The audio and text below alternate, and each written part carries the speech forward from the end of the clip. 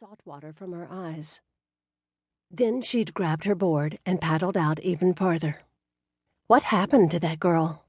The brave girl who refused to sit still for lectures, or let people force her into eating seafood. She used to be fearless. With regularity, her grade school teachers used to throw up their hands in resignation, muttering, "She has a mind of her own." At some point, between graduating from college 3 years earlier and now, she'd lost her pluck, her moxie, her chutzpah. She'd met the slightly older, ambitious Fisher as a young postgrad, and could admit now that she'd been more than a little dazzled by the attention he paid her, especially after being surrounded for 4 years by inexperienced college boys. While trying to fit into his world of sophisticated dinner parties and foreign films, had she let little parts of herself chip away in the process? Obviously. The old Story, the one who'd regarded her near drowning as an adventure, would not approve of the girl who listened politely while someone made her feel 2 inches tall. That Story would kick ass and take names. The waitress approached then, drawing her attention. "Are you still working on your halibut, miss?" Looking down at the untouched piece of fish, Fisher knew she didn't like seafood, the bastard. Story shook her head. "No, I'm finished, thank you." She cleared the plate with efficiency. "Would you like to see our dessert menu?" "No, thank you," Fisher replied, already reaching for his wallet. And honestly, denying her a look at the dessert menu was the straw that finally broke the chocoholic's back. Perhaps it made her childish, but Story figured her wasted months of planning a wedding that would no longer take place had at least earned her some damn tiramisu. "Call off my wedding, but leave me my desserts." "Actually," Story interceded with a bright smile, "I'd like a slice of chocolate cake and a bottle of your most expensive champagne, please. To go." Fisher's valuable surgeon's hand froze in the act of removing his credit card. Very funny. She merely raised an eyebrow at the waitress, who shifted rather uncomfortably. "Ma'am, we can't sell you alcohol to leave the premises. It's against the law." "Really?"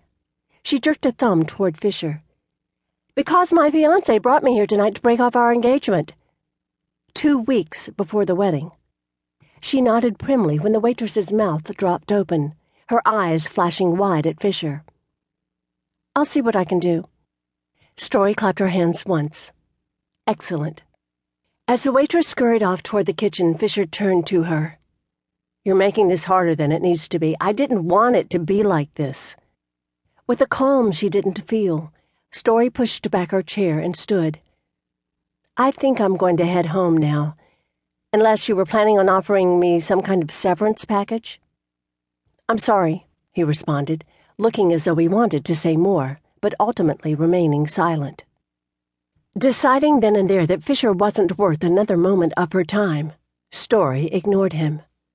Between his distant attitude the last few months and now his half-hearted apology, she'd had enough of feeling undeserving. Never again. She spotted the waitress exiting the kitchen, holding a bottle of champagne. Her posture and expression communicated how indignant she felt on Story's behalf, and it made her want to cry for the first time that evening. A fact that definitely needed further investigation, since she hadn't yet shed a single tear over her broken engagement. Placing the to-go box and a bottle of chilled champagne on the table, the waitress ignored Fisher, addressing only Story. "I'm supposed to tell you that any open containers must remain inside the restaurant. But if you happen to slip out without me noticing, I guess I can't do anything about it, can I?" After casting one final glare at Fisher, she pivoted on a heel and stalked away. Gotta love female solidarity. Story aimed the bottle away from her body and twisted the cork, eliciting a loud popping noise and drawing the attention of the surrounding patrons, at least the ones who hadn't already been watching the scene unfold with a rabid interest. With a shrug, she raised the bottle to her lips and took a long, healthy swig. Whispers and uncomfortable laughter filled the room. For the first time in way too long, she couldn't have cared less. "Story, please stop this," Fisher begged.